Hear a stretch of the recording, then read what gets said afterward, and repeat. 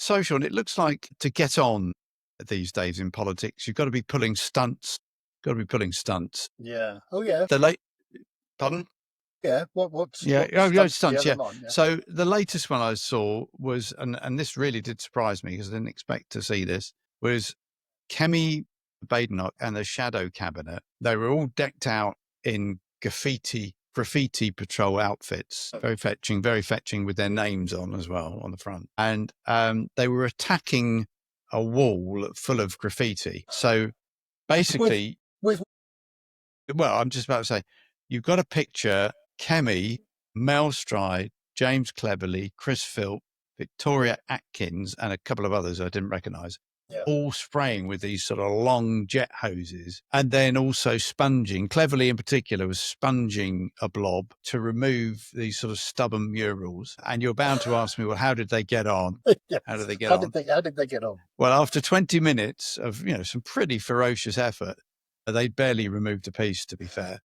So it wasn't set up very well in this particular. Oh, stunt. it's a typical, communications team stunt. They may have done better than it seemed, but it didn't look that good. Where was this wall then? They say Well, I don't know, they somewhere were. in London. They didn't Right. go for security reasons. They didn't go to the detail. And it would have been funny if they were trying to remove a Banksy, wouldn't it? That would have been funny. But and then there was this, the bit I enjoyed most was this photo at the end with the eight of them, and they're in what I would describe as, if you remember these, Power Ranger poses. No, right. So you had Chris Philp and I forget who the other one might have been, Cleverly, with brooms over their shoulder, one step forward. And they were all sort of, as if they were going to be in the attack pose. Sounds more like Dick Van Dyke with brooms over their shoulder. Well, it does a bit. Anyway, the wheeze, what was it all about? It was about promoting a policy that people who graffiti our streets should be made to clear it up. Now, I'm indebted to the Times sketch writer who then said he's a bit of a wag. That was a little bit of a risk because you could say that Conservatives should clear up their own mess from 14 years. So I did enjoy that. Whatever your politics, that was funny. So I got two questions. The first one, more generally, do you personally believe that these stunts cut through? And then the second one, in the time we have for this section, can you remember any stunts, good or bad, and the impacts on either the individuals or the electorate? So the first question is, do you think that these stunts cut through? Well, first and foremost, you're looking at a middle market, aren't you? You're looking at, because those people who, for example, this one with the Conservatives, those people who hate the Conservatives, not going to cut through with them. Those people who love the Conservatives, they'll think it's wonderful. So you're looking at swing voters, aren't you, basically, as to whether it cuts through with them. What about those people who hate graffiti? Those people who hate, well, they're people who hate graffiti across the political spectrum, I'm sure. And there are some people who love graffiti. I mean, I in my neck of the woods, we've got these people going around tagging walls everywhere, and I don't mind graffiti if it's like I would call it constructive graffiti, like you said, Banksy, although I'm not expecting every town and city in the country to have a Banksy. But if they're doing something that's attractive to the eye and it's a wall that isn't, somewhere that's privately owned, and then I've got no problem with that. If it's near the railway station and there's something akin to a Leonardo da Vinci on the wall, I've got no problem with that. It's when they're just tagging and what. But that's not the issue. The issue is whether this cuts through. And I don't think Conservative cabinet brushing, scrubbing a wall is going to cut through with many people. So if we make it apolitical, do you think any politician or politicians should bother with all this, or they should just go back to the house and talk? I don't think they ought to bother with this. I think I can understand why it's visual, and I think it probably, if it appeals to anybody, it's to try and appeal to a younger audience who are watching where we are, TikTok and YouTube and Spotify.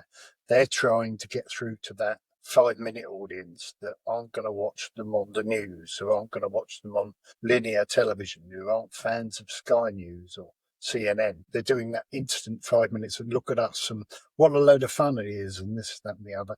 I mean, this idea that it's never been thought of before, that those people who tag walls or put graffiti up should be responsible for going along and taking it down. It's not new, is it? I mean, it's not a new initiative. It's rehashing old stuff, and I don't really. I mean, that's on that particular issue. I mean, there's been other stuff this week, isn't there? You've seen Honest Bob and Nigel have been at garages filling up people's Are they doing petrol it again? tanks for I thought they free. did. Oh I yeah, thought they did that. yeah. That's old hat though, isn't it? They're doing that, and they've been in trouble this week for this competition that they had. Do you know the competition that they No. will pay all your energy bills for a year? Okay. You send it online. It was you send your name and address and how you intend to vote at the next election and how you voted in previous elections through to Reform headquarters, and you get pulled out of the draw and then you win your energy bills paid for the following year. Well, obviously, they're in trouble with the Electoral Commission because of the questions that they've asked, which a lot on you're not allowed to ask those questions of people. They're voluntary as to whether they respond or otherwise, but you're not allowed to ask those questions. And secondly, some wag has found out that the first winner of this particular prize happens to be in loads of pictures from Reform promotional videos a few months back. So it's not working.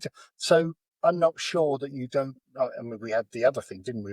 Honest Bob not attacking, but confronting people on the I think London my Underground. challenge. So let's go on to see. My answer would be, I think they do cut through, whether we like it or not. Only with a But the real segment of the audience, so sure. certain segment of the audience, but as you say, it may be looking to appeal to someone who's going to look at it for 10 seconds, just for awareness, people who are different to us and not that bothered about politics. And I think if you're about to talk about, so let's go on to the second bit, which is, can you remember any that are good or bad? So let's go back to Bob, Mr. Jenrick, and his London Tube when he was still a Conservative then, wasn't he? Still a Conservative. Yeah, so it's a long while back. He definitely jumped. So. He definitely jumped the barrier, didn't he? Yeah, he did. So there he was, wasn't he, trying to apprehend fare dodgers, and he was running after them, wasn't he? He was going for it. He was. So I think that had a bit of cut through, didn't it? People said, "Oh, crikey, that's Bob." I think it depends again, doesn't it? I just thought he was. We're talking a while back about this idea that shop assistants ought to be able to go out and tackle people who've stolen Easter eggs from shops. Well, that was the gentleman was it Waitrose last week who was fired? Yeah. Absolutely. Well, this is the same argument, isn't it? There's almost a suggestion that Bob Jenrick is saying, well, people ought to take matters into their own hands and stop people from going. So you didn't like that. What other can you remember? Can you remember any? The ones I can remember a few. I can remember. Got it. I know you told me not to go too far back in the past, but I'm going to. Mad cow disease and John Selwyn Gummer feeding his daughter a hamburger right in the middle of the mad cow disease. Yeah. Now that slightly different. I think that may have cut through because it does show a willingness, and it was always in support of the farming industry, obviously in this country. It did show a willingness to show that beef was safe at that particular point. We used to have a friend who used to eat triple burgers, didn't we, from Grubs in Hove. I can remember him being a bit put off about mad cow disease at the time, although I think it may have had a subsequent effect on him anyway, but there we are. But that was done for public health issues. I mean, the other one that I remember most strongly, and Kemi Badenoch tried to replicate it fairly recently, not to the same effect, was Margaret Thatcher in the turret of a tank. Do you remember that with a headscarf on? Yeah, with a headscarf on and goggles, supposedly driving the tank. Clearly, she wasn't. But that was meant to show her as Boadicea, effectively. Wasn't it? That was. I do remember that. Yeah. I do remember that. And then, and a couple that didn't go so well, because I think it's always quite amusing when you look at this. There's William Hague, bless him, and that's going back when he was going down a flume ride with a baseball cap on. And he was, well, first of all, one wondered if he was trying to hide his hair, which was going a bit thin, but he was obviously trying to, it said Team Hague on or something. And that was universally derided. And then the other one, which was during an election campaign, it was Dear Ed Miliband and the Ed Stone. Do you remember the Ed Stone? With the, and that was the 10 things Labour were going to do. And it just looked ridiculous. It didn't work, did it? So, yeah. So I think I think they can cut through. You mentioned the Thatcher one, and whether you like it or not, the generic one certainly made a point. And maybe that was his ticket to reform. But Well, yeah. I who mean, knows? you talk about the Hague thing. He also did the bit where he surrounded himself with Union Jacks and 10 days to save the pound, wasn't it, in the lead up Oh, to yes. which wasn't particularly catching either. But the only other one that I can think of, which I thought, and this maybe wasn't a stunt, but you'll Yep. remember that they went through a period normally, I think it was during the 80s, where certain politicians had been unfaithful to their wives. And it Okay. was a good skit actually that one of the double acts put on, where they came to the garden gate with their family to sort of talk about this. I think particularly of David Mellor. Remember David Mellor Yes. Yeah. and Chelsea kit. and Yeah. the son put a picture on the front, of him in a Chelsea kit, all mocked up and all. I hasten to add, all totally denied and just for a bit of fun. But no, I don't think they were. Okay. So you want our politicians looking serious and doing serious things like wearing fluorescent jackets and pointing at buildings, Not stuff necessarily like. doing. Do you like that? Or what's the latest? Pointing at the windmills in the sea. That's the latest. Who's pointing They at the both point. windmills in the sea? Well, I like this. It was Starmer and Reeves where they had hard hats on and those yellow jackets. And they were obviously at a wind farm and they were both pointing because that's a good picture. No, If you both point, it shows the viewer what you're looking at. I'd much rather see them scrubbing a wall and nothing coming off. Okay, well, I like that too. But anyway, so right, we've got to take a pause from this segment now because I'm going to go and get you a yellow fluorescent jacket.